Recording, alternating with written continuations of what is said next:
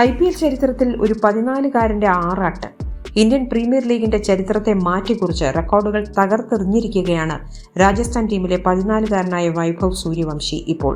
ഗുജറാത്ത് ടൈറ്റൻസിനെതിരായ മത്സരത്തിൽ ഒരു തട്ടുപൊളിപ്പൻ സെഞ്ചുറി സ്വന്തമാക്കിയാണ് സൂര്യവംശി എല്ലാവരെയും ഞെട്ടിച്ചിരിക്കുന്നത്. മത്സരത്തിൽ 35 പന്തുകളിലാണ് സൂര്യവംശിയുടെ സെഞ്ചുറി പിറന്നത്. ഇന്ത്യൻ പ്രീമിയർ ലീഗിൽ സെഞ്ചുറി സ്വന്തമാക്കുന്ന ഏറ്റവും പ്രായം കുറഞ്ഞ വ്യക്തിയാണ് സൂര്യവംശി. മാത്രമല്ല IPLന്റെ ചരിത്രത്തിലെ ഏറ്റവും വേഗതയേറിയ രണ്ടാമത്തെ സെഞ്ചുറിയാണ് ഈ യുവതാരം മത്സരത്തിൽ സ്വന്തമാക്കിയത്. മത്സരത്തിൽ 210 എന്ന വിജയലക്ഷ്യം മുന്നിൽ കണ്ട് ബാറ്റിംഗ് ആരംഭിച്ച രാജസ്ഥാനായി ഓപ്പണറായാണ് വൈഭവ് എത്തിയത്.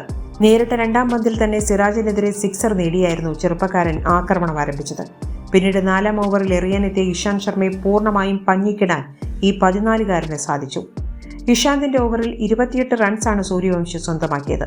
തൊട്ടടുത്ത ഓവറിൽ വാഷിംഗ്ടൺ സുന്ദറിനെതിരെ 2 സിക്സറുകളും സ്വന്തമാക്കി തന്റെ അർദ്ധ സെഞ്ചുറിയിലേക്ക് താരമെടുത്തു. 17 പന്തുകളിൽ അർദ്ധ സെഞ്ചുറി സ്വന്തമാക്കി ഈ IPL സീസണിലെ ഏറ്റവും വേഗമേറിയ 50 എന്ന റെക്കോർഡ് സ്വന്തമാക്കാൻ താരത്തിന് കഴിഞ്ഞു. ഇതിനുശേഷവും വൈഭവിന്റെ ബാറ്റിന്റെ ചൂട് ഗുജറാത്തിന്റെ ബോളർമാർ അറിഞ്ഞു. 10ാം ഓവർ എറിയാനെത്തിയ കരീം ജനത്തിനെയാണ് സൂര്യവംശി പിന്നീട് അടിച്ചു കയറ്റിയത്. 10ാം ഓവറിൽ 30 റൺസാണ് സൂര്യവംശി സ്വന്തമാക്കിയത്. ഇതോടെ താരം തന്റെ പ്രാഥമിക സെഞ്ചുറിയിലേക്ക് അടുക്കുകയായിരുന്നു. മത്സരത്തിൽ 35 പന്തുകളിൽ ഒരു റെക്കോർഡ് സെഞ്ചുറി സ്വന്തമാക്കാൻ വൈഭവിന് സാധിച്ചു.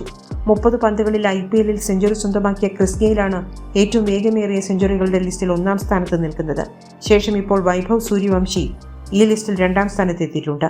37 പന്തുകളിൽ സെഞ്ചുറി സ്വന്തമാക്കിയ യൂസുഫ് പത്താനാണ് ഈ ലിസ്റ്റിൽ 3ാം സ്ഥാനത്ത്. വൈഭവിന്റെ മികവിലാണ് രാജസ്ഥാൻ മത്സരത്തിൽ ഒരു തകർപ്പൻ വിജയം സ്വന്തമാക്കിയത്. മത്സരത്തിൽ 38 പന്തുകളിൽ 7 ബൗണ്ടറികളും 11 സിക്സറുകളും അടക്കം 101 റൺസാണ് വൈഭവ് സ്വന്തമാക്കിയത്.